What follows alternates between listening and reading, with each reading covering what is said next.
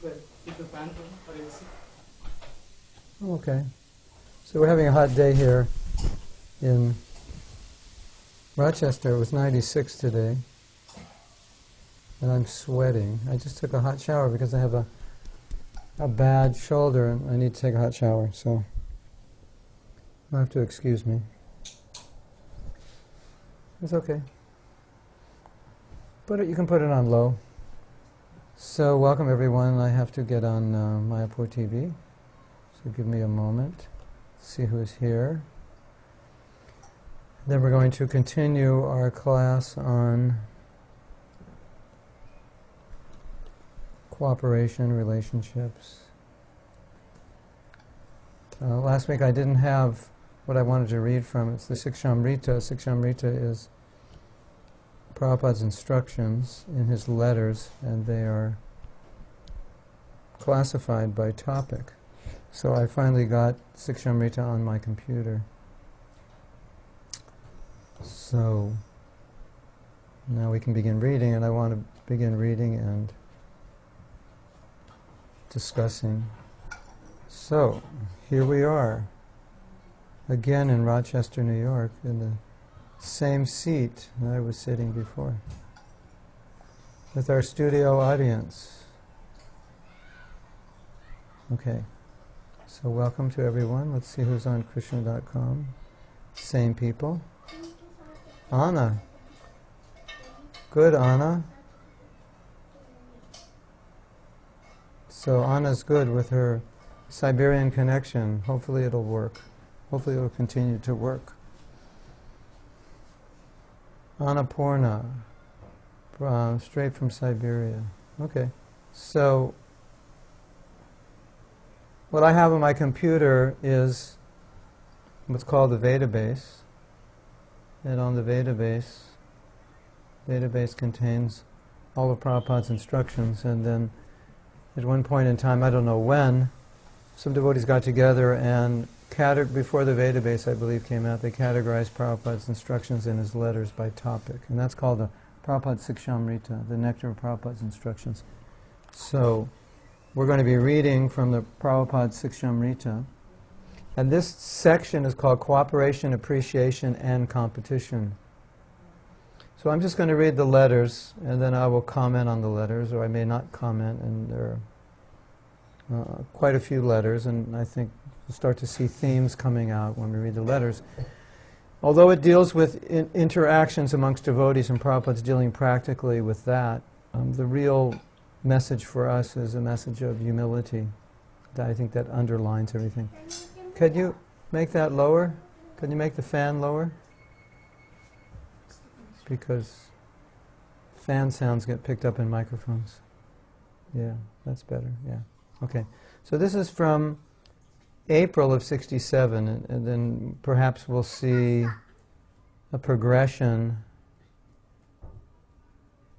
through the years as the movement's expanding and how things are changing, and the problems that are coming to Prabhupada, the nature of the problems, the frequency of the problems, and how Prabhupada deals with it, if he deals with it differently based on how devotees are advancing. So this is the very beginning, 1967. I am in due receipt of your letter of the 10th instant and have noted the contents with great delight. Your mutual understanding with Sriman Janardana, making Krishna as the center of attraction, is very much enlightening to me. Transcendental jealousy is not wrong, but it is absolute. In the transcendental world, there are jealous parties, also like the party of Radharani and the party of Satyabhama. Radharani and Satyabhama are always jealous of one another, but the center is Krishna. There are many material examples also. There are many political parties in a state, but in spite of all political jealousies, they are one in serving the state. Similarly, Krishna being the center of all competition and jealousies for serving Krishna, the best is always... Similarly, Krishna being the center, all competition and jealousies for serving Krishna, the best, is always absolute, provided such jealousies do not come down to the material plane. So here Prabhupada's describing the difference between material and spiritual jealousy. So he said it's not wrong to be jealous if you're not materially jealous. As we discussed this morning, if another devotee inspires you and you're jealous to do as well or do better to please Krishna, then that's okay. And another example Prabhupada gives is that we may disagree, but the goal is to please Krishna. So if we always keep that as the goal, what will make Krishna happy, and that's what we're disagreeing about, what will make Krishna happy, then in that sense it's not really disagreement in a sense, a material disagreement. It's transcendental. As long as Prabhupada says it doesn't degrade to the level of material jealousy, which is, of course, it could easily degrade to. So material jealousy, then that's based on false ego, my desire to be right, my desire perhaps to put you down, to make you look bad, and so forth. So that's not what Prabhupada's talking about here. So we'll read in other letters that it's okay to disagree as long as the point is we're disagreeing to try to please Krishna. And that we don't end up displeasing Krishna in our disagreements, because that could also happen. So we still work together. We may not agree, but we're working together. So it's another thing to disagree and not work together. So Prabhupada's not referring to that. So he's kind of giving a definition of transcendental jealousy, where each party is trying to serve Krishna better than the other party. So that goes on. Radharani's party, Prabhupada says Radharani's party and Satyabhama's party, they're competitors. Chandravali's party, Radharani's party, they're competitors. So competition exists in the transcendental position.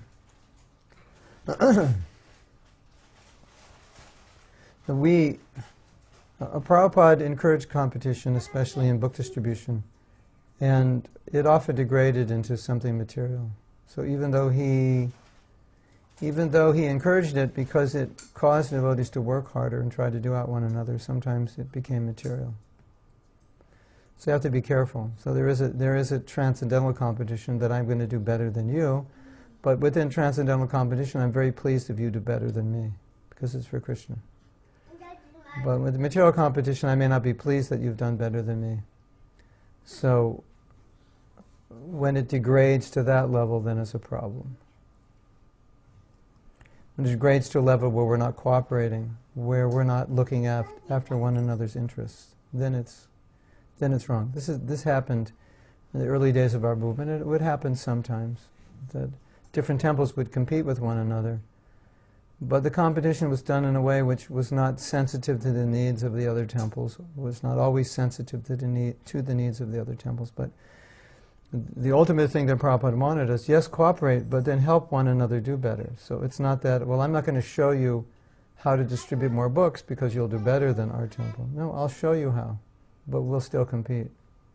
It's like that. So, if it degrades to anything other than supporting one another, then it's material. And it did degrade sometimes to something material where winning the competition would kind of override Vaishnava etiquette and other principles of Krishna consciousness. So that's definitely not good. But that's our material nature, our material conditioning coming out.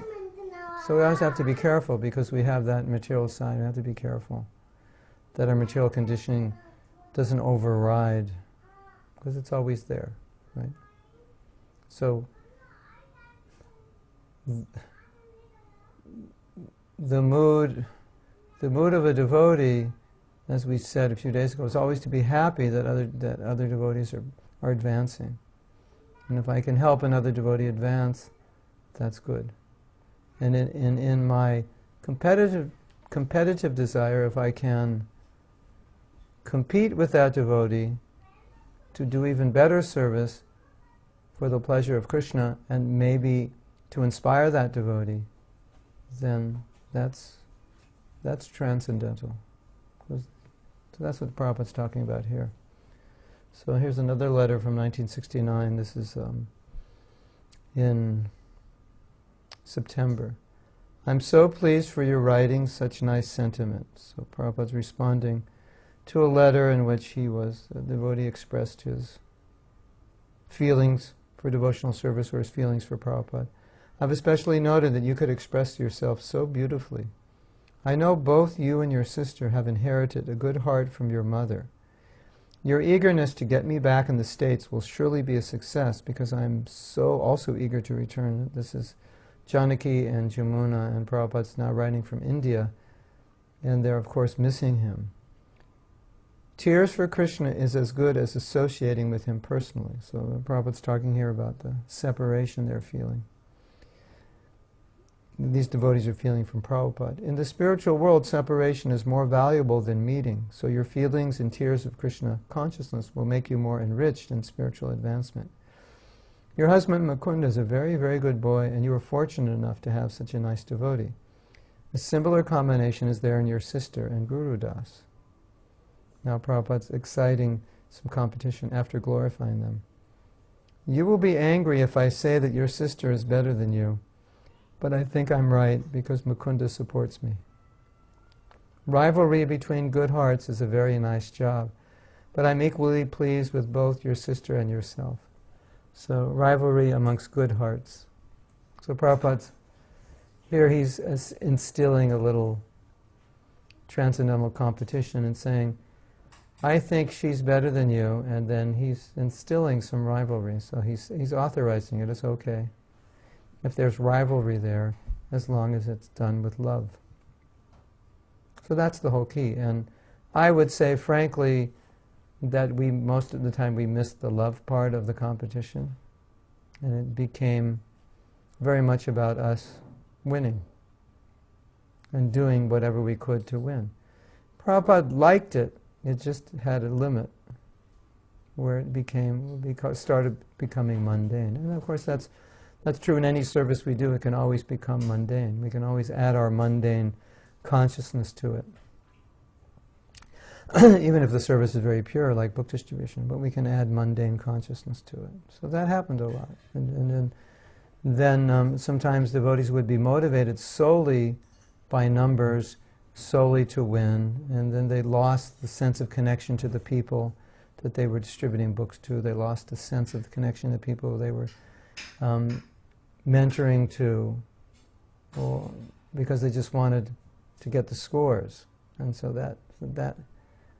that's where it kind of got a little gray, or a little non-Krishna conscious, when it was just about, okay, we have to win the competition, now we're looking at numbers, only numbers. Somehow or other, just get the numbers. So we don't want to sacrifice our Krishna consciousness in that way. But sometimes it seemed that sacrificing our Krishna consciousness was an expedient way to get the numbers. Just do whatever you have to do to get the numbers. So that wasn't good.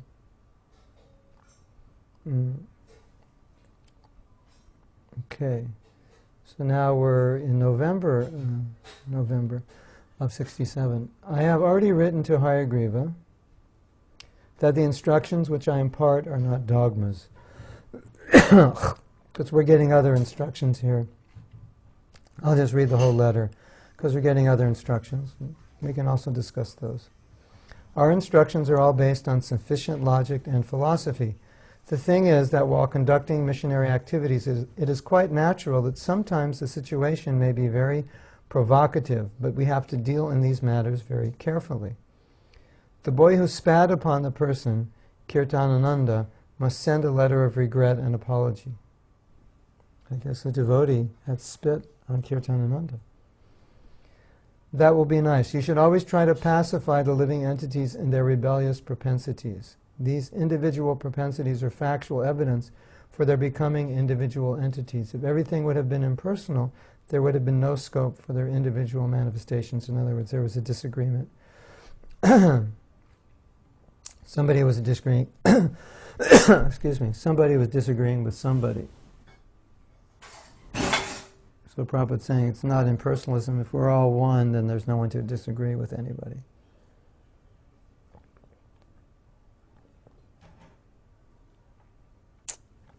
It's understood that Hayagriva will purchase the property at Wilkes-Barre.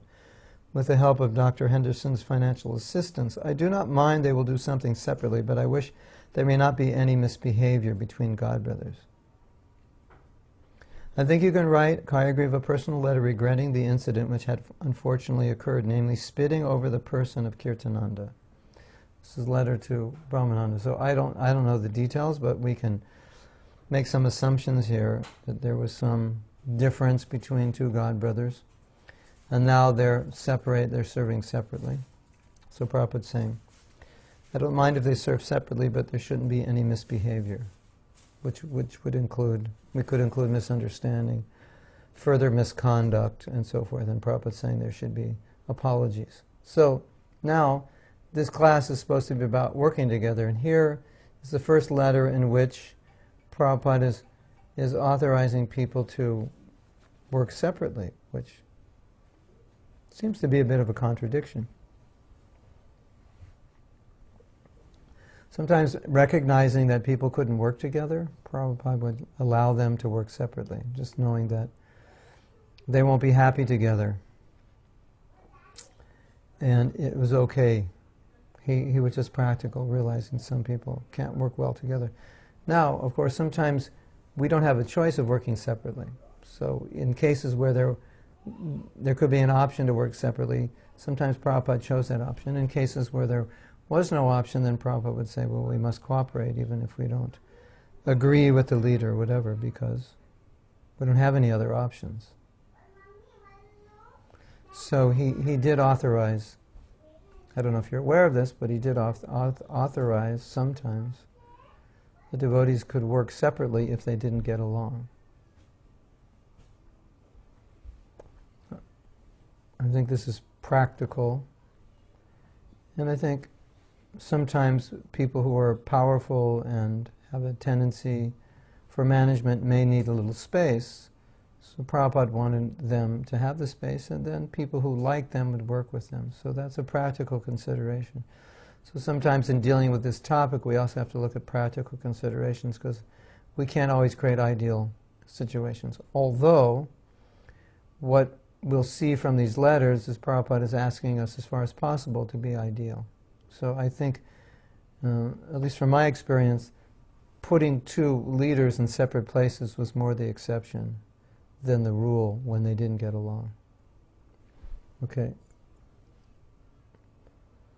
Okay, then now we have another letter that follows up on this same topic. It's interesting, you're learning a little history here of ISKCON. But I think it's also, what you'll also get from this is you'll realize all the things that Prabhupada had to deal with.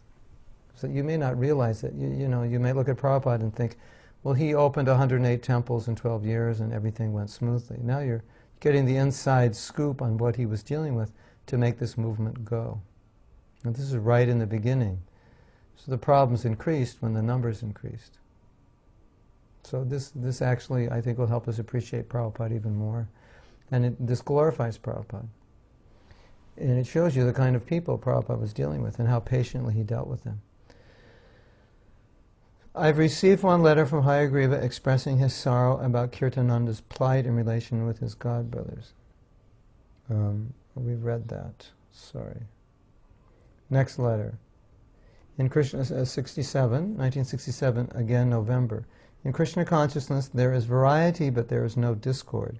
We may fight with one another on this point of serving, but that is not a discord. We must stick to the service of the Lord very seriously. That will help us make progress. In this connection, I have written one letter to Brahmananda, a portion of which you may be interested, which is subjoined here. So we've read that letter. I do not want a crowd of Kirtananandas, but I want a single soul like Brahmananda, Mukunda, Rai Rama, and Satsvarup. So what happened is at this time Kirtananda was creating some problems, and I think at this time he left Krishna consciousness, or Prabhupada asked him to leave. So again, Prabhupada's making this point. We may be different as individuals, we may think differently, but we do. And that's not discord. Discord is when we are not somehow or other able to push forward the spreading of the giving of Krishna consciousness, the giving of spiritual life and spiritual knowledge to others because of differences. If the differences are there, but we can use those differences in a way that doesn't impede our service, but creates variety of different kinds of services, and still be able to work together to move forward with different ideas, then Prabhupada's saying that's not really discord, it's just different ways of serving Krishna. But if we fight with one another because of the discord, that's material. So you think it would be better to serve this way, I think it would be better to serve this way, and we both figure out how we can do our service and still remain united. But if we fight over which is the best way, and then we become separated, then that's material. So sometimes we just have to acknowledge, okay, you serve this way, I'll serve this way. We each have our own ideas. Just like people distribute books in different ways. One does it one way, one does it another way. That's fine. The goal is to distribute books. We spread Krishna consciousness in different ways. That's fine. The goal is to help people. So that's what Prabhupada's saying here. So it's okay. It's not that everyone has to agree with me.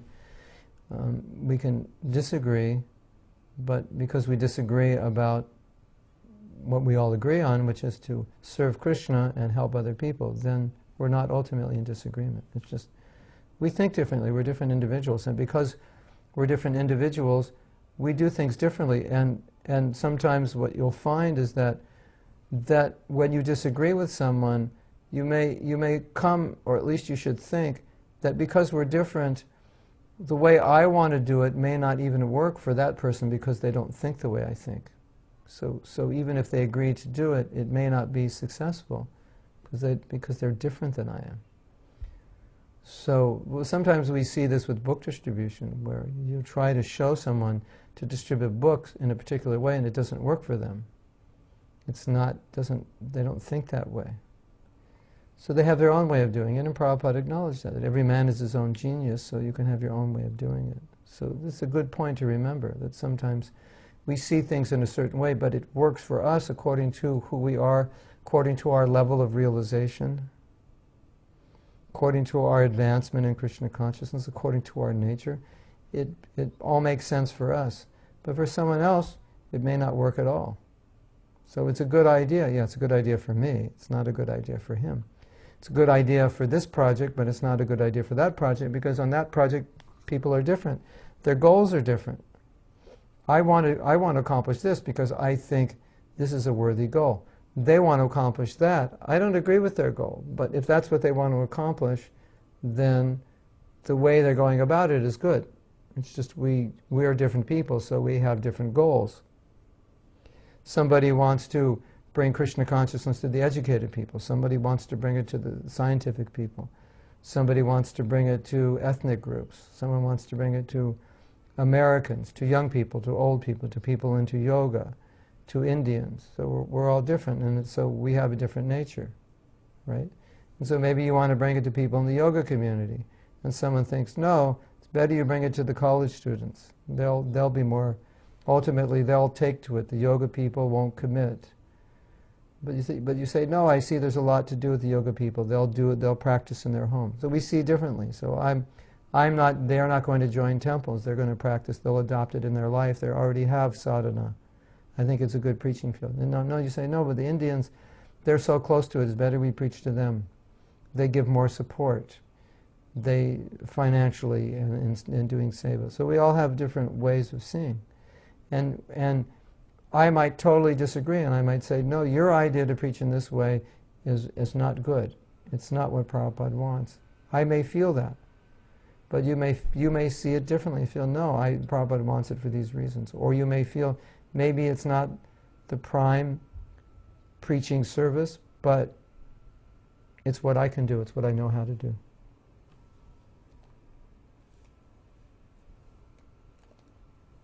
Does that make sense? Okay. I am not looking at the chat, excuse me, because I'm reading, so I'm just going to give a little Palak Paneer's there early in the morning for him. And Marina, welcome. And Judy, Carolina, Timothy, Antonio, Anna 1, which is Anna from Siberia, Anna 1 means the only one in Siberia on this. Class Animesh, Jeremy, and is there anybody on Mayapur TV? Ashalata's on Mayapur TV, okay. Welcome Ashalata, welcome to all of you. We're going to continue reading, if you don't mind. Unfortunately, we don't have sound, so you can't go beep beep if I'm missing a question, but I'll periodically check to see if you have questions. Replying your letter of November 9th. This is also November 67. I beg to inform you that Kirtananda and Hayagriva's recent standing is being directly dealt with by me. At least Hayagriva is not as fanatic as Kirtananda. I think they both left. His latest letter reveals that he is not out of Krishna consciousness as we understand. The whole episode was generated by a personal grudge. This personal grudge is not inhuman, and as I have told many times, that individualism is the cause of personal misunderstanding. When such individualism is employed in the service of Krishna, there is no harm, even if there is personal misunderstanding. Prabhupada's again making the same point. Personal misunderstanding exists even in the higher levels. There is competition of loving Krishna even in the party of Srimati Radharani. It is a kind of rasa to compete in loving affection centering around Krishna. So again, what Prabhupada is emphasizing is when you have more than one person, there's going to be there's possibly going to be misunderstanding, there's possibly going to be two opinions. If you have 3 people, there may be 3 opinions. If you have 4 people, there may be 4. Not always, but it's possible. So, that exists in higher levels. Again, competition between the party of Chandravali and the party of Radharani. They're different gopis. And they have different ways of serving and pleasing Krishna. So even there, again, it's a kind of rasa to compete in loving Krishna. So it's the same point. We just have to do it in Krishna consciousness. Then Prabhupada says the whole episode was generated by a personal grudge. And a grudge is not inhuman because we're individuals. And it's the cause of misunderstanding. So we have, of course, a whole seminar on forgiveness.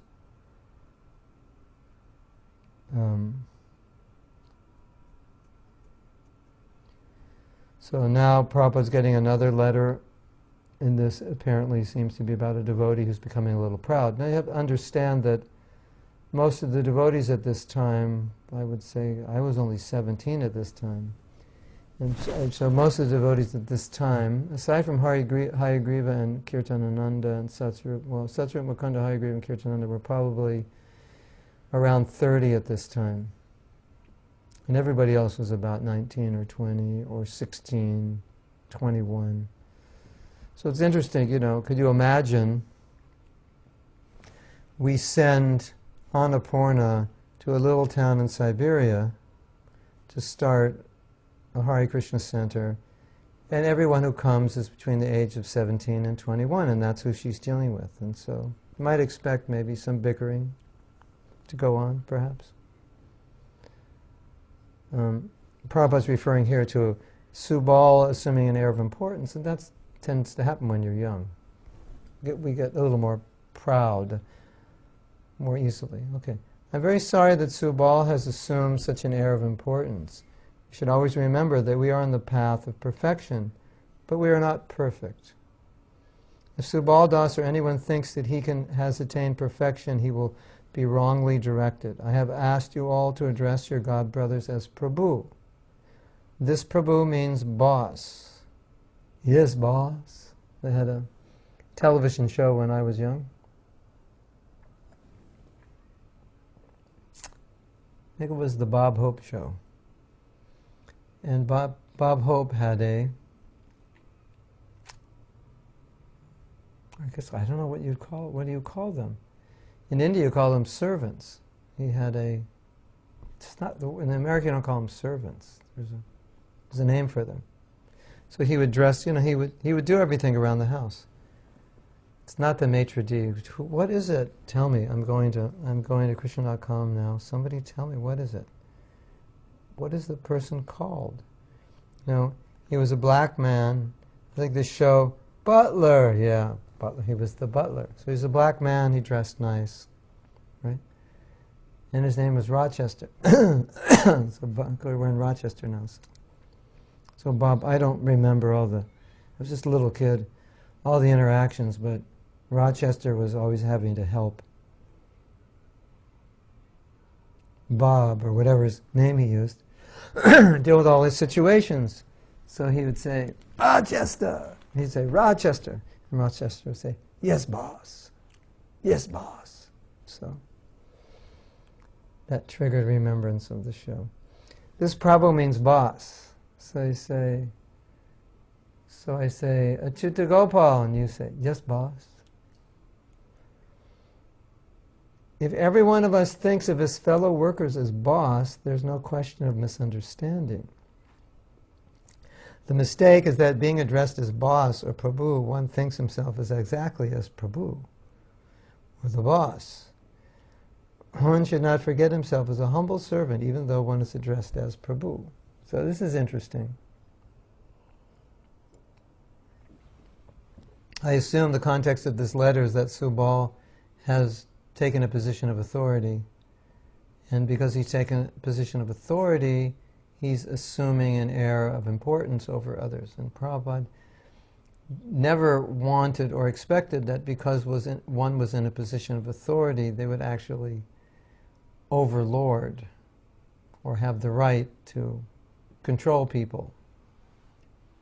I mean, some control is there, but you understand what I'm saying. Unnecessarily control, overlord, dominate, and like that. So Prabhupada's addressing this. It's interesting. So the point Prabhupada's making here is there is a danger that when we get power, we become proud, or we misuse it because now we have it. Okay, I'm in a position of authority, people will do what I say. So then I can become very intolerant if they're reluctant to do what I say. Or if they don't do it well, if they don't do it within the time frame that I expect. If they don't do it the way I expected. So Prabhupada is here making the point that although we may be in that position of Prabhu or authority, we never feel ourselves that way. At least we should not feel ourselves. But we should always feel ourselves servant, and if you're given a position of authority, then you should think, now I have to be a better servant because I have to serve people. So Krishna has given me a position to be a better servant. Even the spiritual master doesn't become proud. He cannot do a service, he becomes proud. But his disciples, they will tell him, yes, Guru Maharaj, whatever you ask, I'll do. That's a nice position to be in from the material point of view, isn't it? Well, you have all these disciples to do anything you want. Okay, build me a house, buy me a car, massage my feet, go out and make money for me, do all these things.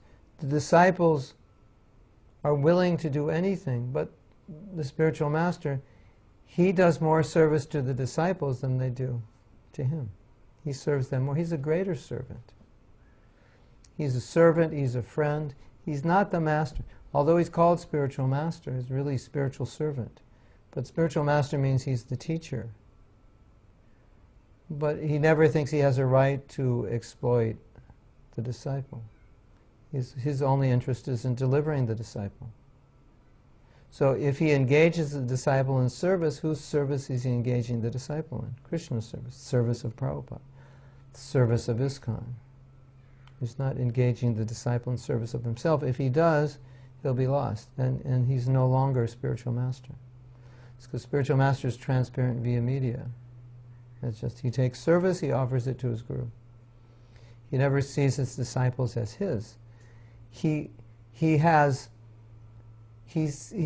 his disciples as his in the sense of his responsibility. They are his disciples.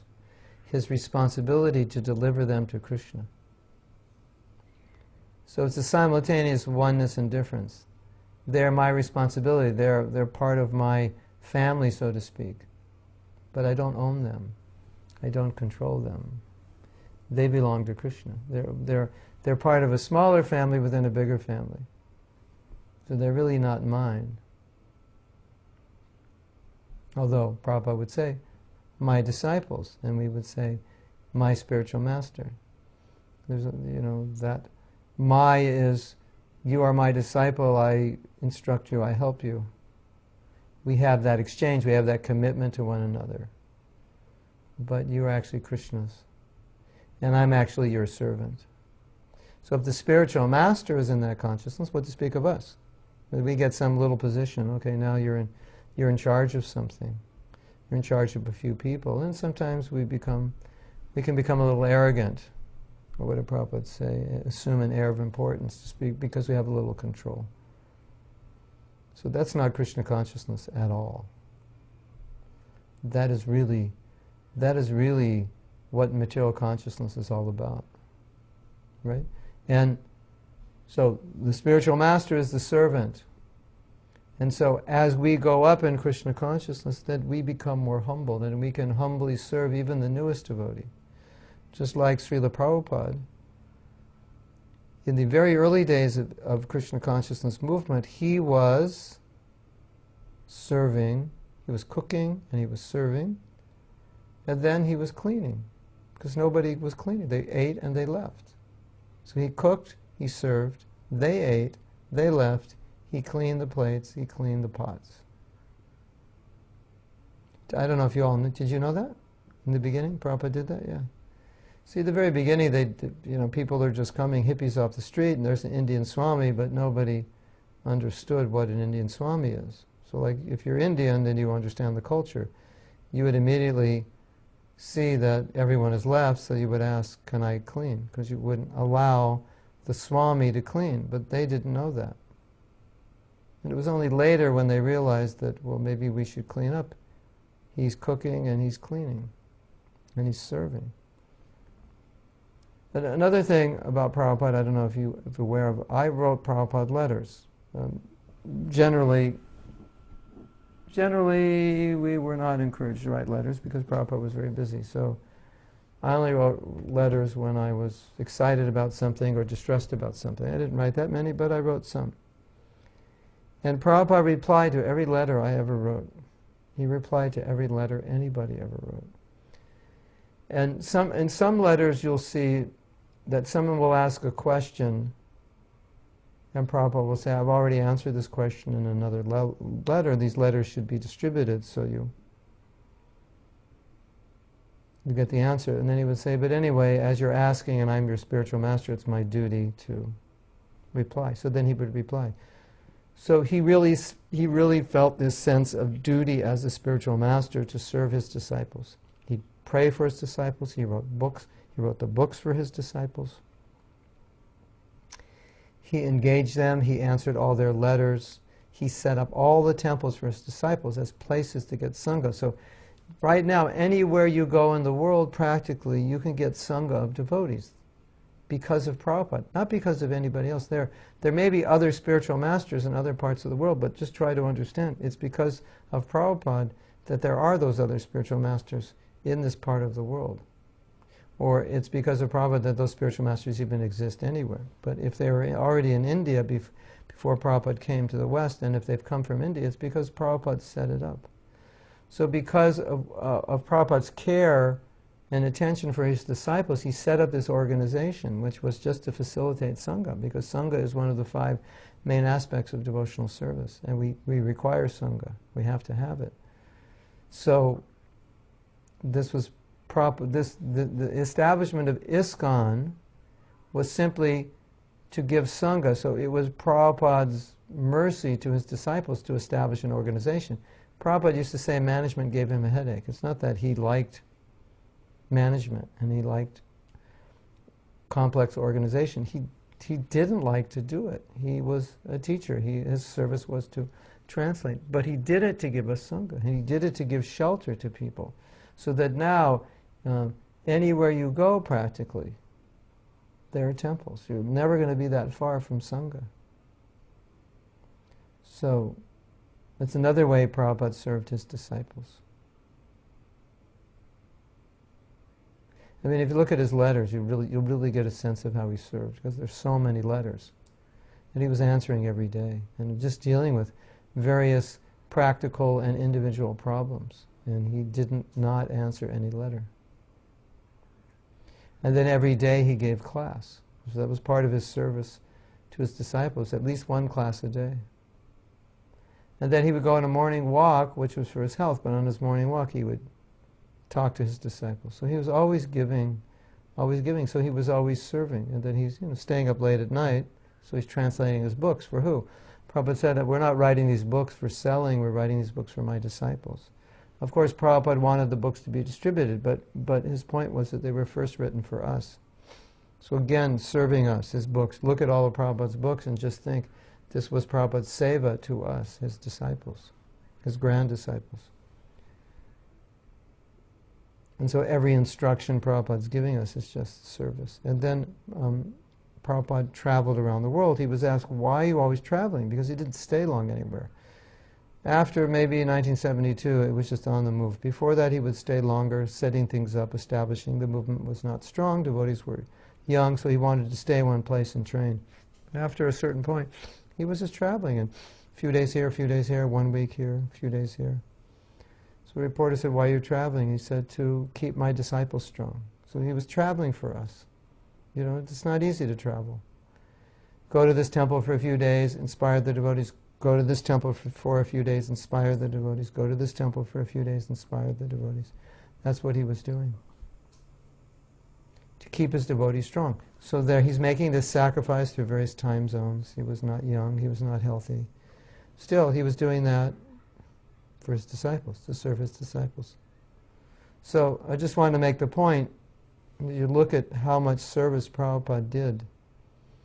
So he is the Jagat Guru, he's the founder of Acharya, and he's doing the most service. So we should never think that when we achieve a position that it means anything other than becoming a better servant. Of course, Prabhupada, his disciples would do anything for him. But he would only ask them to do things which would help them and would help other people. His only interest in asking us to serve him was to further the Krishna consciousness movement or to help us. So that's the position we need to be in. And if we become proud of our leadership, if we become a leader and become proud, Krishna may pull us out of that position. He may not allow us to stay. Or what often happens is other people won't work with us. That was also very upsetting to Prabhupada. Because Prabhupada would get letters in which he would find out that devotees are being mistreated. And he was very, very upset when that would happen. A temple president or leader of some project was doing things that were upsetting to devotees. And so Prabhupada was very disturbed by this. He said, as I put you in a position of leadership, that means to satisfy the devotees, to serve the devotees, and now you're doing things to upset them. That's not leadership. So let's go back and see.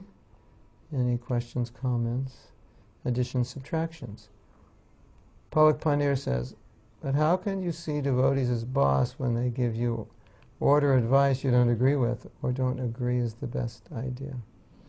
Well, yes, boss means to do as told, but you said there's a place for disagreement. I think there's two ways to answer this question. One is from the point of view of your own Krishna consciousness, as a general, we just can speak general here, irrespective of practical situation that you describe here. That we were told that when Bhaktisiddhanta Saraswati Thakur's disciples would come and pay obeisances, he would say, Dasosmi, I am your servant. So then you could ask the question, well, he's ordering his disciples what to do, but he's saying, I'm your servant. So it's a consciousness. His consciousness was that by ordering you to do this, I'm serving you, because this will be good for you, right? So now someone may ask you to do something you don't agree with. So your general frame of mind before this happens is that I'm a servant, I'm meant to serve. And now this person's in a position of authority, they want to engage me. So if you disagree, that's okay. So amiably deal with it. It still doesn't mean you don't see yourself as servant and you don't see themselves as boss. Boss means, I want to serve you. But sometimes as Prabhupada's saying, there may be disagreements. So I want to serve the overall mission that you want to serve. Let's talk about it. But it should never put you in a position where you don't respect that person or don't feel that you're a servant of that person. You may not be able to follow a specific instruction. So that's okay. That's practical, that's real, that happens. But we shouldn't alter our general consciousness that I'm your servant. Just like you may not agree to follow something I ask you to do, but it doesn't mean you're not willing to serve me. So you may disagree with what your authority is doing or saying or asking, but it doesn't mean you're not a servant. It doesn't alter your position. No, there are various cases. You may not be able to serve that person, and maybe what they have done is so much in disagreement with you. Then you have to respectfully distance yourself, as Prabhupada advised in the earlier letters we read, that sometimes he would allow devotees to go to different places. So maybe seeing the other person as Prabhu is only possible from a distance. But I'm still willing to serve that person. Even though I disagree with them, it's not that I don't think I'm a servant any longer. I may not serve them in a way that nourishes or continues the actions which they're doing which I disagree with, or the actions which they would want me to do that I disagree with. So there's a balance to maintain your attitude as, yes, you're my Prabhu, but this I cannot do. It's just like if your guru asks you to not surrender to Krishna, you can't do that either.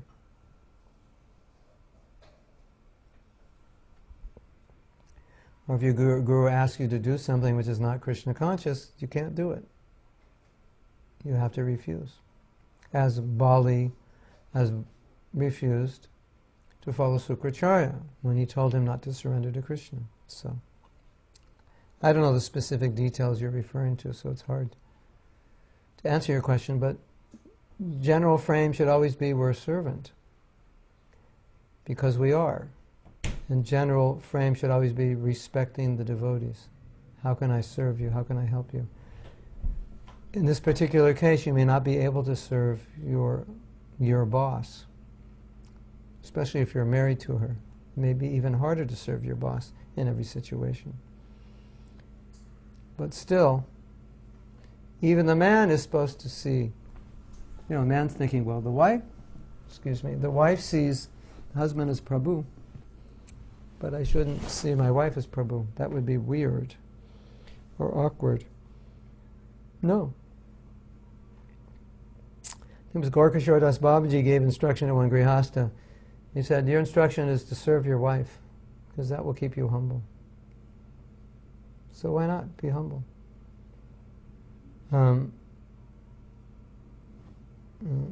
There's a place for disagreement, yes. These are subtle points you're bringing up, Pelag. They have to be dealt with sensitively, in a mood of, as long as the mood is Krishna conscious, as long as the mood is to serve, as long as the mood is to respect one another, I think we can sort these things out. Say, I don't agree with you, it's not inspired, can I do another service? So you're still respecting the person and trying to make some amiable alternate arrangement. That's the idea. Anna says, Anna Siberia says, Anna 1 Purna Siberia says, from your comments, I see the class has started. but I still don't have sound or video. Oh no! Please refresh and see. Most of the times Explorer helps. Krishna Krishna. Anna has not heard anything.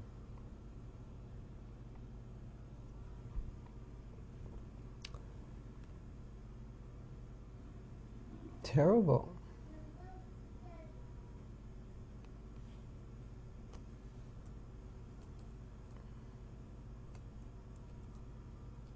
She has a bad Siberian connection.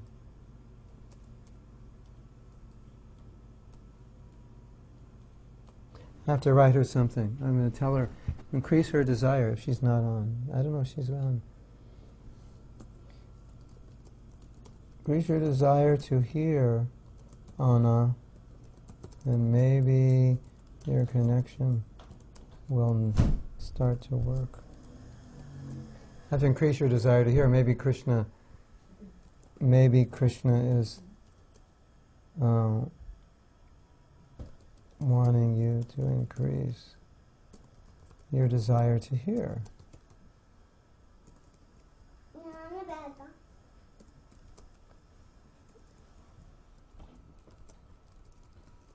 And is creating obstacles.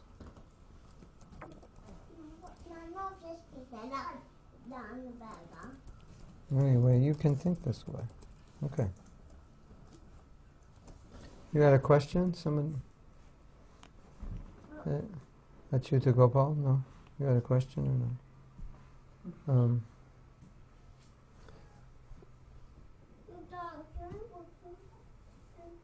Yeah, so Ashalata is talking about like a leader who will exploit. So it's symptomatic of Kali Yuga. You give your faith to someone and they mistreat you. So Ashalata, when we see this, at least what we should learn from this is that when we're given a position of leadership or power, we will never do that to anybody else. I've seen leaders misuse power many times, and every time I saw that, there was a samskar, an impression in my heart that if I'm a leader, I'll never do that. Because I saw how much devotees suffered under bad leadership. It was very frustrating for me because I was working with those devotees and I couldn't control the leadership. And devotees suffered a lot, and I could see their spiritual life was suffering. And eventually a lot of those leaders gave up their leadership roles, or the devotees under them separated from them, or even gave up their Krishna consciousness. So seeing the results, I kind of made an intention within my heart to learn from this. And I think it's a good point. And Shwoti was asking me last week, he said, in my office there's so much jealousy or whatever goes on in an office, all the bad stuff. He said, how should I deal with it? And I said, well, one way you can deal with it is just to observe that this is the nature of Kali Yuga, and use it to help you become detached. So when we see exploitation, when we see things we don't like or agree with, then we can say, okay, this is the nature of this world, so use it as an impetus to become more detached. And then also say, and I commit in myself, in my own heart, not to treat people that way. So when we hear instructions, we should always try to hear them in relation to how we can improve. But we have the tendency to hear these instructions and then think about other people that need to improve. Like the other people. Oh, Mahatma's saying this or Prabhupada's saying that, and now I'm hearing instructions about I'm thinking about all the people who are doing what Prabhupada's saying not to do, rather than thinking how I do that or how I might avoid doing that. Right? So that's how we should be thinking. Don't think more about, well, how do I do this, rather than of the other people who don't do it. The instructions are meant for us, really. So we make that mistake often. where we get these instructions, and then we think about other people who are doing it wrong instead of us. That's foolish, isn't it? Don't you think? Don't you think that's foolish? I think it's foolish. Yes, question. If you have any disagreement with any other devotees also, even with that disagreement, how can we maintain nice relationship? So Achyuta Gopal is saying, well, what if we have a disagreement? How can we maintain nice relationship? Don't, well, in the first place, try to resolve the agreement in a way you can have a nice relationship, because then you have to consider, I mean, if you don't want the relationship with the person, then you can fight to death to be right. But if you want a relationship with the person, then you might have to consider that, well, maybe I think I'm right and they're wrong, but it's not worth pursuing this, because even if I prove myself right, if I lose the relationship, then that's worse. Right? So that's one thought. At least it's generally how I pursue it. I'd rather maintain the relationship. Personally, I'd rather maintain the relationship than try to fight for my rights. Of course, it depends what the consideration is. If it's over some position of security in your life, then you may have to say, well, this is wrong, and I had to deal strongly with this person to resolve a conflict, which if I didn't resolve would have created more problems in my life. But I think in general that's not the situation. So in general we try to maintain nice relationships, and then maybe there's a way that you can disagree and maintain your nice relationship if you feel that compromising is not the best solution. But I think the foundational principle in general should always be how to maintain a nice relationship with other devotees, especially if you're dealing with them on a regular basis. You know, if it's someone you're dealing with, it's not on a regular basis, then and there's friction, then the stakes aren't as high in terms of resolving a conflict. You may not need to put so much energy into it because you're not working with them, you're not that close, and as long as you let them know everything's okay, that's it. But if you're dealing with a person on a regular basis, it's not a good idea to not maintain good relationships. So that, I would say, that's always should be primary consideration, what the relationship is.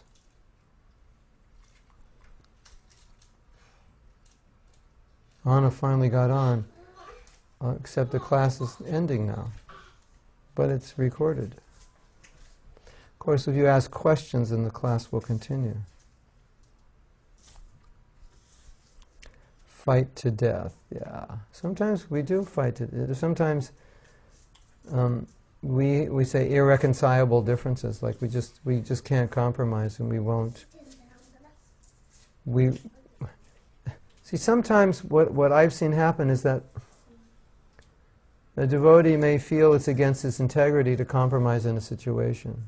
Or he might say, I will not compromise because this is not philosophically correct, or it's not what Prabhupada wants, or any number of situations. So that's a choice an individual has to make, and then that individual may fight to the death because he believes so strongly in something, but in fighting to the death, he may destroy many of his relationships. And then one may question, well, what's better, maintaining your integrity or destroying relationships even at the risk of committing aparad? Of course, aparad is worse, I believe. Of course, we have to see what the situation is sometimes. Sometimes it's just a personal thing that a devotee will say, I cannot do this because I don't think it's right. But other people think it's okay. It's not like life and death situation.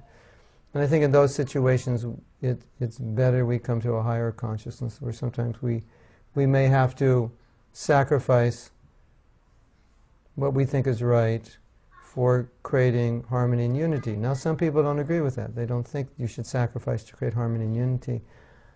I personally don't think that's supportable based on what we're going to read in these letters from Srila Prabhupada. I think he held unity as foundational. Of course, I'm not saying that you compromise Krishna consciousness, but sometimes Prabhupada would allow some compromise to maintain unity in order to buy time to solve the problem. So that's there.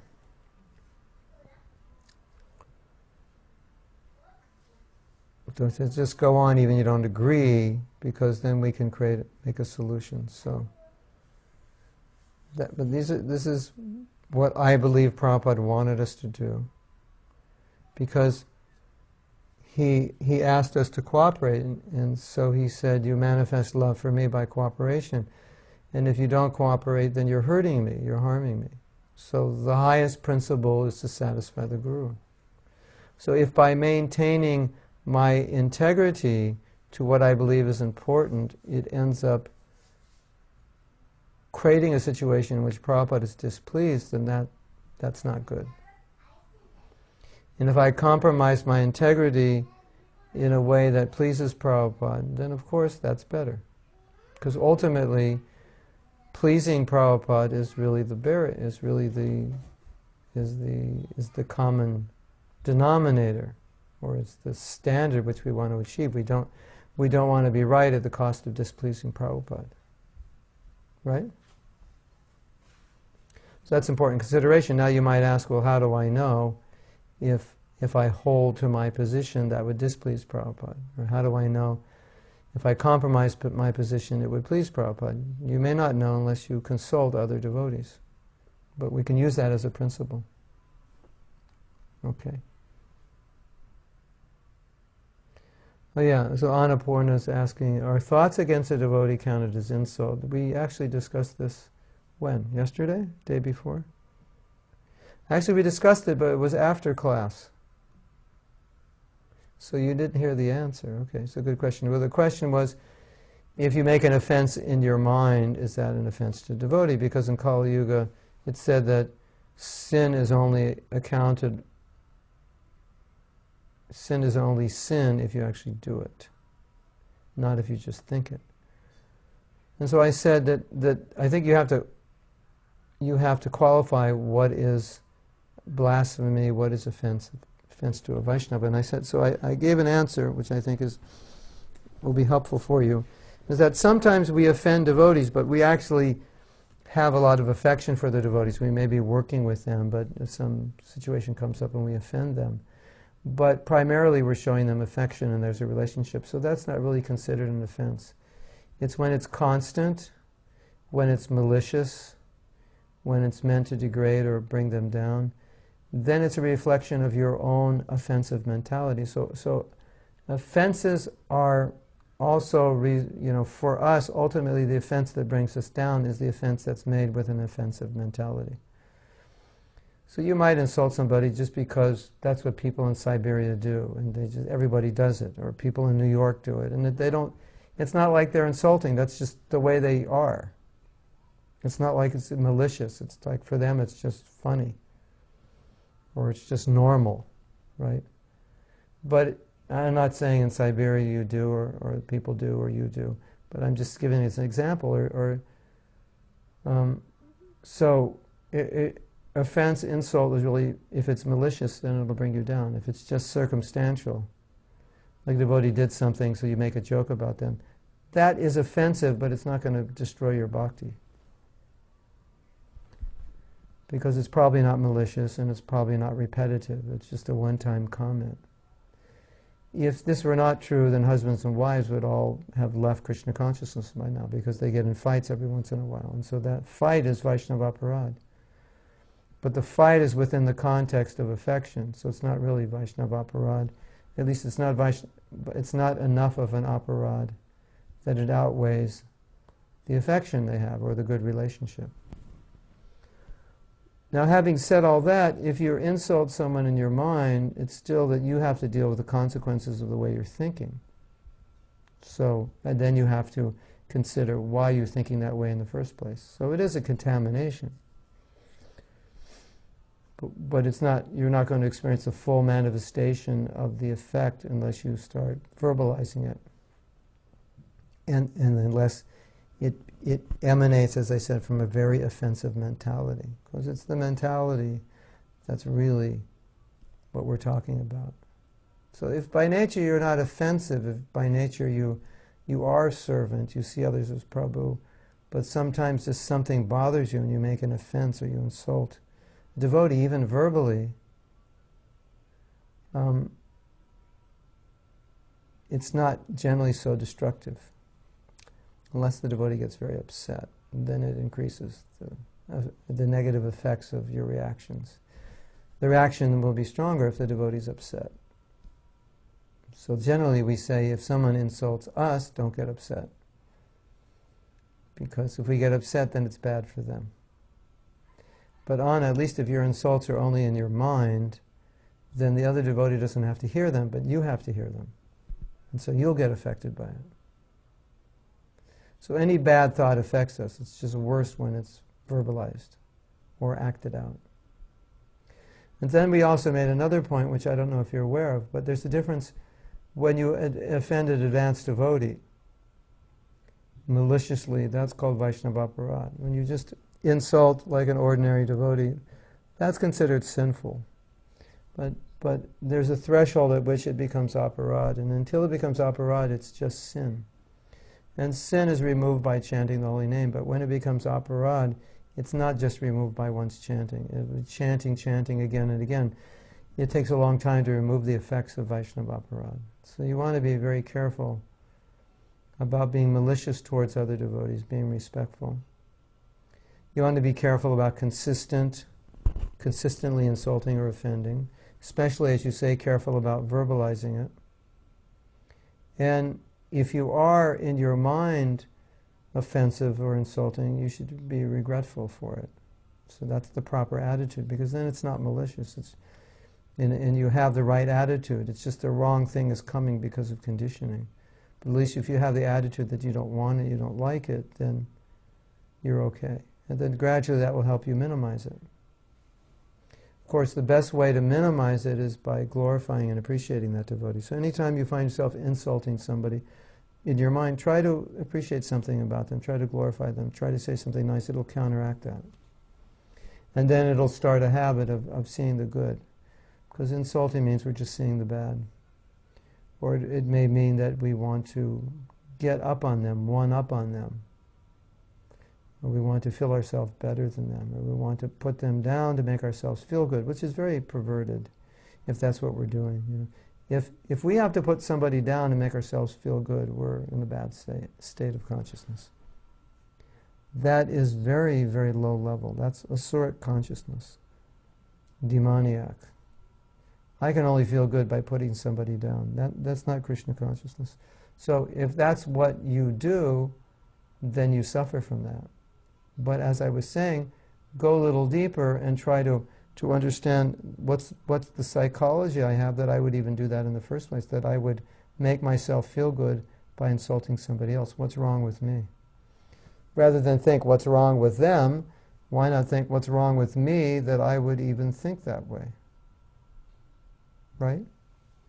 So we're, as I've said many times, and I want to say it again because it's important, we tend to focus on the faults of others. But isn't it obvious when we're insulting or focusing on another's fault, if we're self-reflective and honest, we would think immediately, what's wrong with me that I'm focused on another's faults? But we don't think that way. We just think, I'm good, I'm right, I'm intelligent, I'm smart, which is why I see their faults. That's the mistake.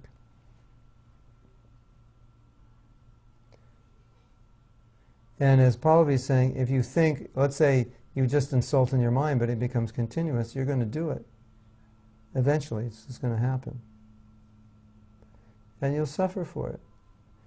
Any thought which is not aligned with Krishna consciousness, we suffer for. It's just you can't avoid it. It's just the nature of those thoughts. Those are thoughts within the modes of nature.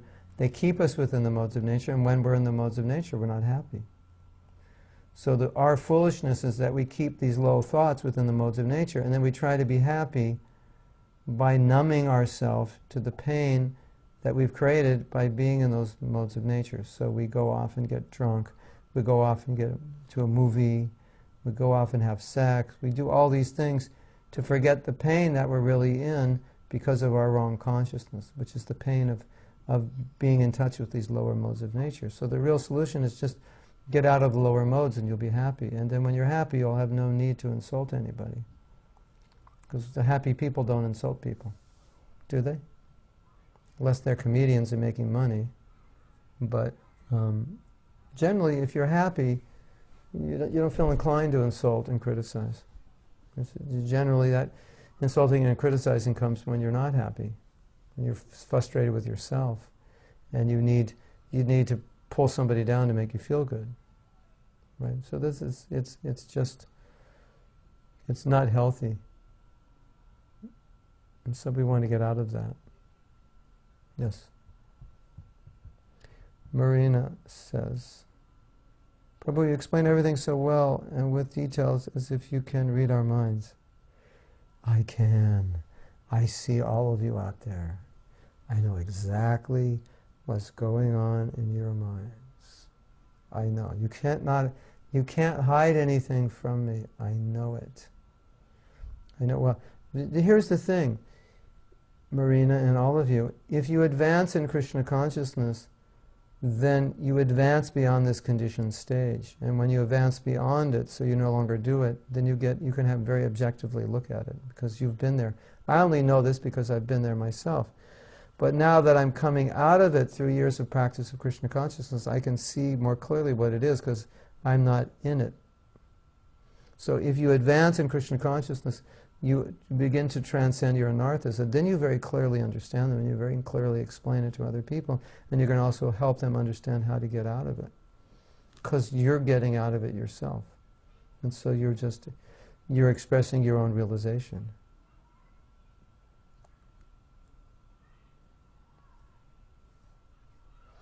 Would you like to tell me how else you guys think? It's all part of the modes of nature. And it's Maya's position is basically to make us stupid, so we do stupid things in the name of trying to make ourselves happy. But the result is we become unhappy, and simultaneously we avoid doing the things that would make us happy, doing the austerities that would make us happy, because we think it won't make us happy. So Maya has us backwards. She has us thinking that if we do the things that will make us, that if we do the things that will actually make us unhappy, they'll make us happy, and if we do the things that will actually make us happy, we'll be unhappy. And that's why we're still here in the material world. Because once we figure out we're being cheated by her, we won't fall for those tricks, we won't stay here. It's only because we fall for those tricks that we're still here. In other words, Maya has duped us for millions of lifetimes because we're just not intelligent. So Krishna consciousness means we have to be intelligent. We have to be able to see these things. And that's why when you read Prabhupada's books, he explains these things, so you can see this is what's going on. You know, let's say you look at a picture, for example. I say, what do you think this picture means? And you explain what it means to me, and I say, no, it doesn't mean that at all. It means this. And I explain what it means, and you say, oh, now I see. So it's just like we look at the material world and we say what it means. It means I'm an enjoyer, everything I should enjoy, be happy, you know, get married, have a nice family, get a good job, make a lot of money, take nice vacations, make sure your kids get educated, drive a nice car, live in a nice neighborhood. That's what it's all about. So as long as you think that's what it's all about, you're like a permanent resident here. You're good to go for the next like 10 billion lifetimes. Maya's got you in her grip, because that's how you think. The spiritual master comes and says, no, that's not what it's about. Now I want to show you what's going on in this picture. Here's what you're doing. In your attempt to be happy, you're causing yourself suffering. In the process, you're getting old, diseased, and you're going to die, and you keep doing this. In your attempt to avoid spiritual life, you're causing yourself misery. You're very good at avoiding what you need to do. So you read Prabhupada's books, and he starts to clear things out. He says, wait a minute, just step back and take a look here. Let's see what's going on. You're getting old.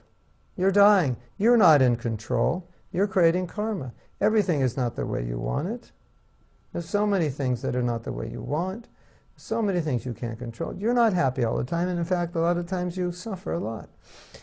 What to speak of all these nice people, like Achyuta Gopal and his wife here in Rochester, and all the nice devotees here that I'm becoming friendly with and seeing and have relationships with, we're not going to be here forever. Well, that's not fun at all. But Maya's position is, no, don't think like that. We're just here today, and don't worry about tomorrow. So the spiritual master is saying, wait a minute, why worry about tomorrow? Because you're not going to be here. So see what's actually going on. That's the idea. Right? So we just have to be more intelligent. Otherwise, Maya will dupe us, lifetime after lifetime, thinking this will make me happy, that'll make me happy, when it doesn't. When the only thing that'll make us happy is to become Krishna conscious. And we all know that, but we actually have to do it. Shom Shanti Shanti Shanti. We're trying to do the impossible here. Get Radhika not to talk for 3 minutes, but I don't know if it's possible. I'm trying to Shanti her. Om Shanti. You know what you can do? Massage her feet. That might calm her down. Massaging feet calms you down. And she might just relax and not talk. Let's see if it works. Okay, let's take a timer here. I've got 9:20 in 0 seconds. 9:19 in 0 seconds. Let's see how long it lasts. One question, Prabhuji. Yes, question. While dealing with devotees, Prabhuji, sometimes they compromise, sometimes we compromise in order to maintain the relationship. Okay, so in dealing with devotees, sometimes we compromise, sometimes they compromise in order to maintain the relationship, yes. And in that course, there is a sense of fear. There's a sense of fear over... Like we have to compromise even though they do something wrong. Sense of fear that we're compromising Krishna consciousness? Not compromising in the relationship. Sometimes they have an idea which we don't like in the disagreement. Oh, so you're saying if I disagree with them, there'll be no compromise in the relationship. If I disagree with them, then we're chancing a compromise in the relationship. Oh, see, we stopped massaging her feet, and then she started talking. It does work. So I see. I told you I know everything. So there is a sense of fear, like that Pramod may be upset if I disagree with him. So better I be in line with him. No, so he's saying, well, if I disagree with this devotee, he'll be upset. That may be there. I've done that before. I've been in situations where I had opinions and I saw that the devotee wouldn't accept it. So then I agreed to another relationship rather than, okay, so now our working relationship is going to be, in our relationship, I'll follow what you want and I'll do what you want. And then to express my own desires for service in a particular way, I'll do that independent of you. We won't be working on that together. So then you can just express that this create a situation that'll work better. So I did that with other devotees. I wanted to go in a certain direction, do a certain thing. They wanted to go in another direction, do another thing. So I agreed to work with them to help, because I also agreed with what they were doing, but it wasn't personally what I thought was the best or what I wanted to do, or I wanted to some way nuance it with my own ideas, but they didn't want to. So then I agreed, okay, I'll do that. But then I also let them know I'm also going to be working on this other project because I'd rather do it this way. So that's another. So there are always, ways of dealing with it where we can maintain a nice relationship. People like me, neophytes, they think material people, they tend to relate themselves, be friendly, rather than devotees. There is a kind of. So Achyuta Gopal is saying, it seems like non-devotees have put more priority into relationships than devotees, in your experience? They feel the need to have better relationships? No, bro. Like, if there are situations like this, people, like devotees may feel that the material people, they be close and they have close relationships than between the devotees. They feel like that. So Devotees feel that non-devotees have better relationships than devotees. right. That's true. So, good point. So one of the reasons could be is that as devotees we have high standards and high expectations amongst one another, and as non-devotees don't have a lot of expectations that are difficult for them to meet. Like you have expectations in your business to arrive at a certain time, to do a certain job. You don't have so many expectations in terms of levels of purity of the people that work there, whether they smoke or not, or drink coffee, or go out and have a beer. Those aren't part of it. Whether they talk about God or not, whether they get up early or not, whether they're clean or not, these are not part of your expectations. So in that sense, because the expectations are less, there's easier criteria for having good relationships. Whereas with devotees, sometimes what happens is because we have a lot of expectations amongst one another, it creates friction in the relationship, because we can't have a good relationship because we feel, well, this devotee's not very serious, or they're not very advanced, or they're not following this or that, so then I feel uncomfortable with them, or I feel critical of them. So we have to be able to look beyond that. And I think everything we're talking about will help us look beyond that. It's how we're seeing it, right? Rather, we should see ourselves, I'm your servant, I support you, I appreciate whatever you do in Krishna consciousness. And as far as making intimate relationship with other devotees, generally we want to make intimate relationship with people who are like-minded. So maybe this devotee, he's a nice devotee, but he's not so interested in discussing Krishna consciousness. So then you may think, well, I like him, but it's difficult for me to be too intimate because we don't talk much about Krishna, and I like to talk about Krishna. So that's okay, but you don't have to be critical or judgmental. Or it's just, that's normal. Just like you may like some people at work and not like other people because you have more in common. That's just normal, and that's accepted by the acharyas, to associate with people who are like you. And that just happens naturally. That's normal. Nanda Dulal, Hari Bol. If we offer our activities before performing, as Lord Krishna mentions in the Gita 9th chapter, Karoshi, what that means, we're in the mode of goodness, depends on why you're offering it. If you're offering it to please Krishna, you're in the mode of goodness. If you're offering it to please yourself, you're in the mode of passion. So we're doing the same activity, but different reasons, different modes. Krishna says, offer to me. So you do it because it's the right thing, but you do it because you think, I'll become free from karma, or I'll get some benefit. That's the mode of passion. You do it because it's the right thing, and you do it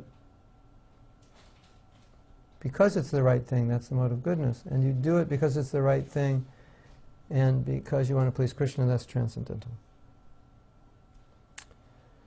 Marina, do you think atheists are really very scared of God, and then they keep denying His existence? I think they're really afraid that God might exist, because if He does, they're going to have to follow Him. And if He does, it means that they're going to have to evaluate their activities against His standard, which they'd rather not do. So it's more convenient not to believe in God, because then there's no standard by which you have to evaluate or judge your activities, and you can make up your own standard and then convince yourself that your own standard is good, and it's not judged against any religious standard. So in that sense, they're scared of God. Of course, they say God doesn't exist, but that's probably why they don't want Him to exist, because they're scared of Him. Scared if He did exist, they'd have to compromise their lifestyle, couldn't do whatever they want. And so the way they get around this and say, well, we don't hurt anybody, what we do, we try to be good and we don't hurt anybody. Well, of course, most of the people that say they don't hurt anybody are eating meat, so they are hurting a lot of animals. And most of the people say that we don't hurt anybody are exploiting the earth by their lifestyle, so they are hurting a lot of people. But of course nobody wants to think that we're hurting anybody. Nobody wants to think that we're doing anything wrong. And so if there's no God, that just eliminates another layer of morality you don't have to deal with, another layer of what could possibly be wrong to make you feel guilty and bad about yourself because you don't want to do what could possibly be wrong, what religious people say are wrong, you really don't want to do.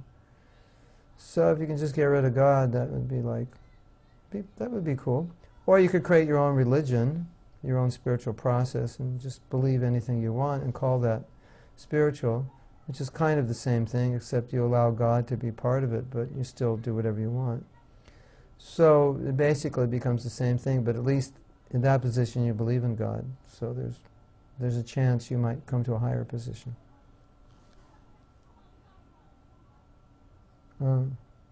Scared of God, yeah. They are scared. They're very scared. Because you know why they're scared? Because in the Bhagavad Gita, Krishna says, surrender. That's why they're scared. They don't want to surrender. It's like Shishupal. He hated Krishna. He hated Krishna in the womb. So some people actually hate God.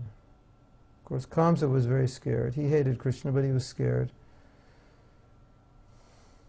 Of course, an atheist is not going to say they hate God. They're just going to say they don't believe in Him. There's no one to hate. But if you look at the psychology of the atheist, then even the materialists who believe in God hate Him. What to speak of the atheists? We're all turning against Him. We're all competing with Him. We're all trying to play God. So, good question. Yad karoshi yarashnashi yad jahoshi dadashi yad tapasyasi konte tad kurusha manarpanam. Offer everything to me. So you understand this is the right thing to do, mode of goodness. You understand Krishna says, do this, I'll do this, I'll get benefit. That's passion, because passion's always about ourselves. Goodness is always about doing the dharmic thing, and bhakti is always about pleasing Krishna. So when you offer to please Krishna, that's bhakti. That's the answer to Nanda Dulal's question. Marina says, most of my old friends are atheists. Yes, I'm trying to get them where? To the temple? Wow! Most of your old friends are atheists. That is so funny. Or sad. Trying to get them to the Brooklyn temple when they come to New York. Just fill them up to here with prasadam. Maybe after that they'll stop being atheists. And you can tell them, the reason this is so good, it was offered to the God that you don't believe in. Hare Krishna. Okay. Timothy. Martin Luther King said, the worst kind of atheism is practical atheism. We may believe in the existence of God in our minds, but deny the existence of God with our lives. Yeah. Vedanta Maharaj talks a lot about that, you know. You think you're godly, but in your actions you're atheistic. As I was saying this morning, sometimes it's hard to tell the difference between a Christian and an atheist by their actions.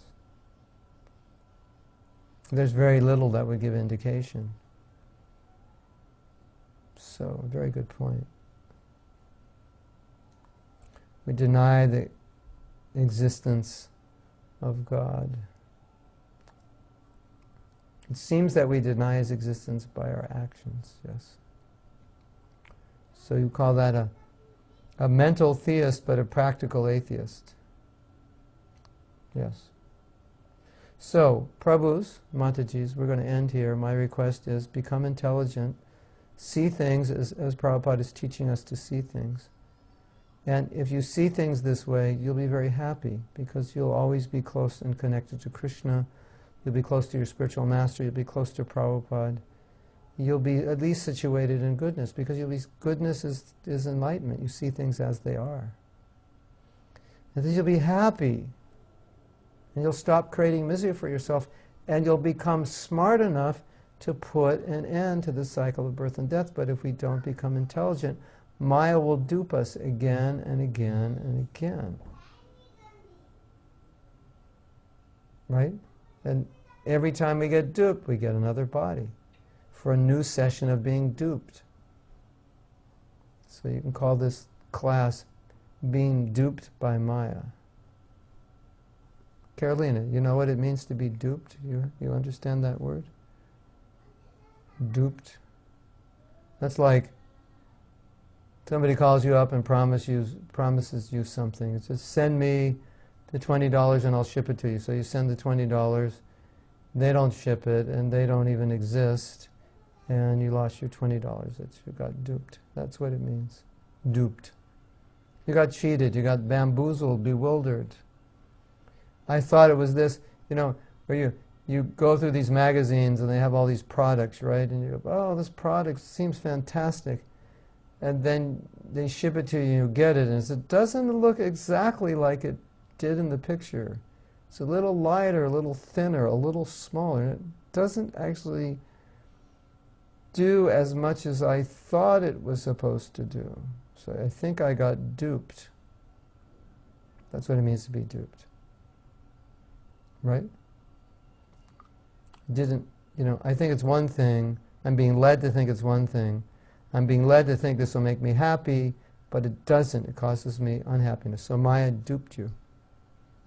We say in America, they took you for a ride. They promised you something, but they didn't give it to you. You go online, oh, this software does this, that, and the next thing, take a trial, and then you say, okay, buy it now. And then you finally get it, 30-day guarantee, finally, but it doesn't do what it said, and you try to get your money back, but there's little disclaimer in the fine print you didn't see, 30-day guarantee is if it doesn't do what it, as long as it does everything we said it was supposed to do, and you only assumed by inference in our ad that it would do more because every other software that does A, B, and C does D, so you assumed it did, but it doesn't, and now you're not going to get your money back, and you actually bought it to do D. That actually happened to me. I got duped. We can do a television show called I Got Duped, and all these people can come on and tell how they got duped, and who they got duped by.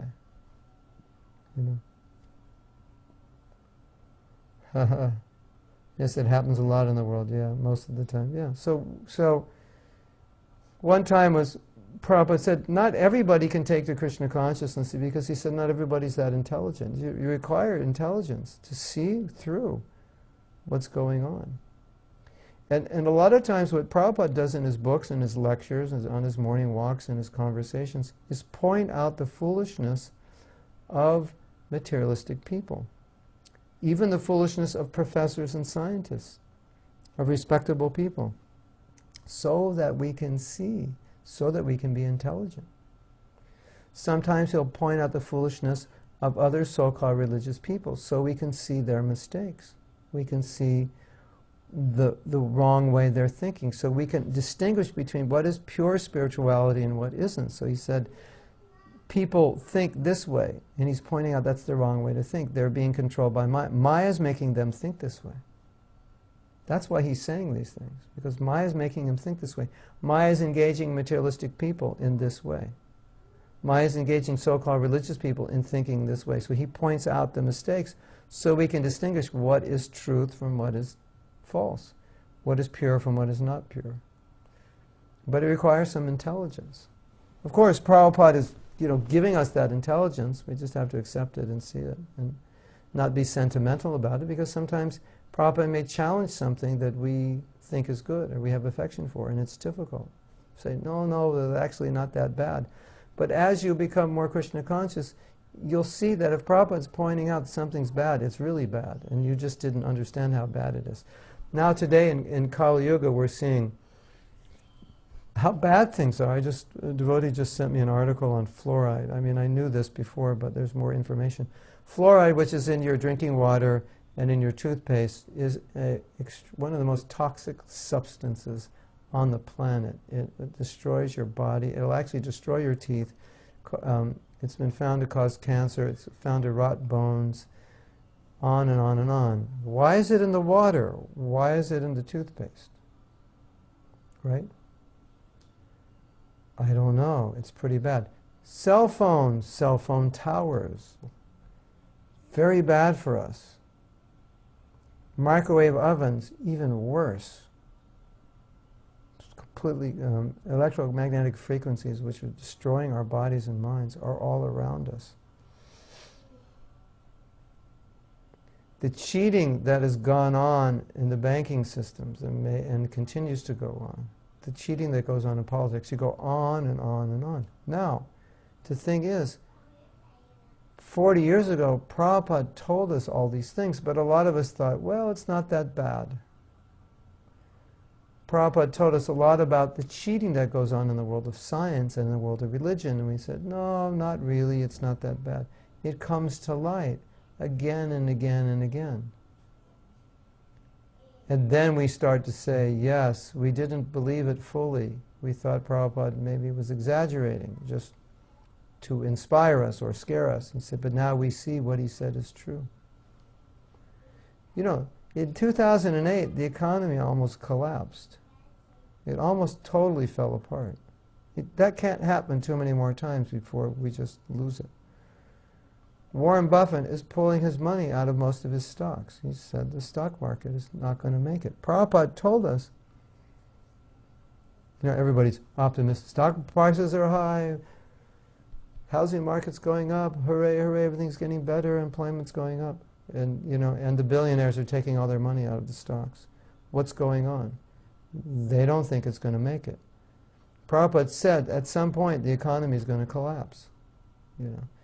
But, you know, we kind of put it back together. Things are getting better.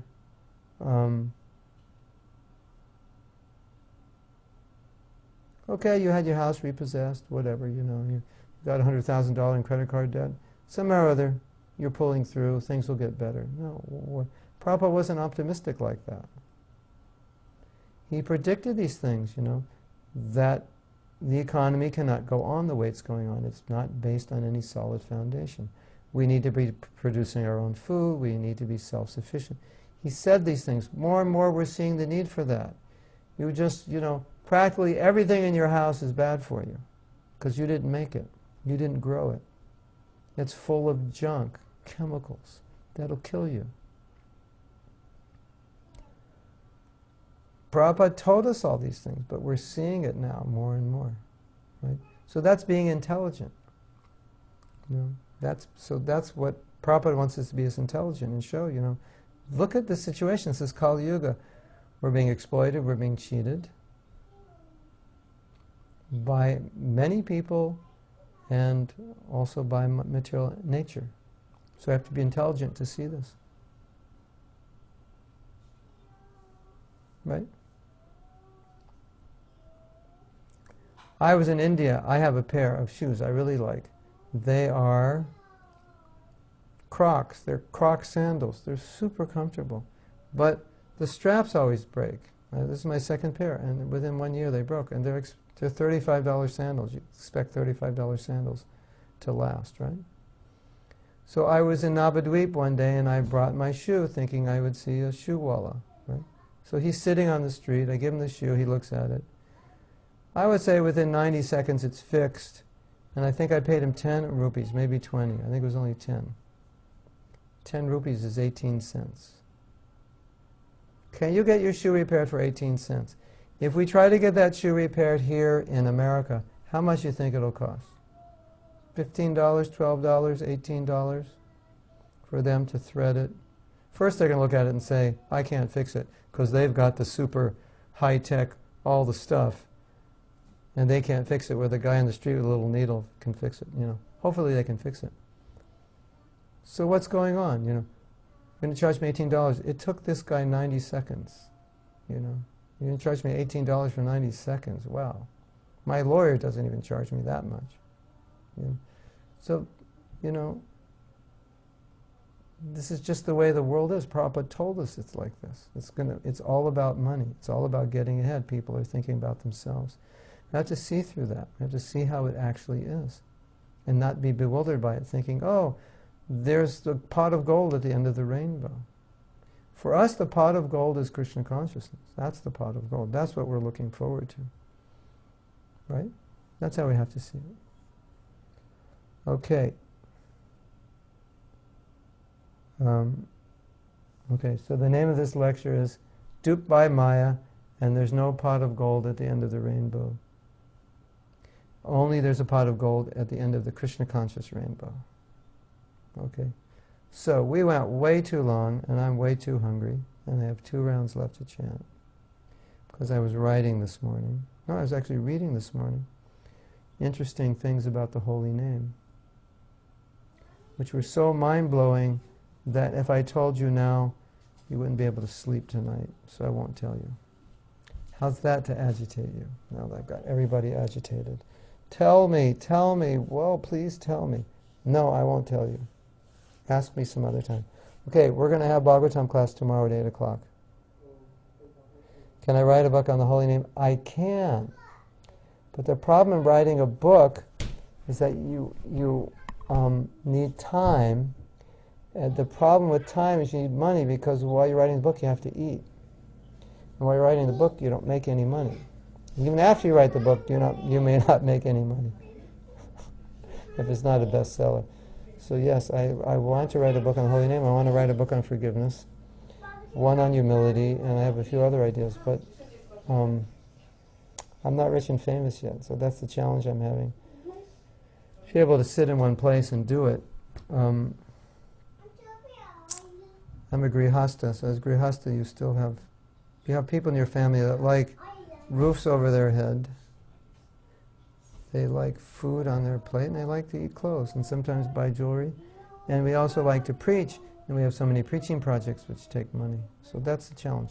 So Timothy, call up your rich uncle, you know, the billionaire, wherever he is in the Bahamas, and ask him if he can start a fund, and we'll live off the interest, and then we'll write all these books. I'll just sit in Mayapur and write books. I'll be happy. Or Timothy, you become rich and famous, and you can do it, all right? Okay. This is my request to all of you. Become rich and famous. And then when you're all rich and famous, you can influence people, they'll listen to you, and then you'll have so much money, you can distribute books, you can fund books and projects all around the world. We'll have no problem. So the conclusion of this class is become rich and famous. Okay, that's it. All right. Hare Krishna. Okay, so we're going to go now, and we're going to take prasadam. This ungodly hour, we shouldn't be eating, but we're going to eat anyway. Okay? So thank you very much, everyone. Hare Krishna to all of you. And we'll see you tomorrow at 8 o'clock. All glories to Srila Prabhupada. Jai.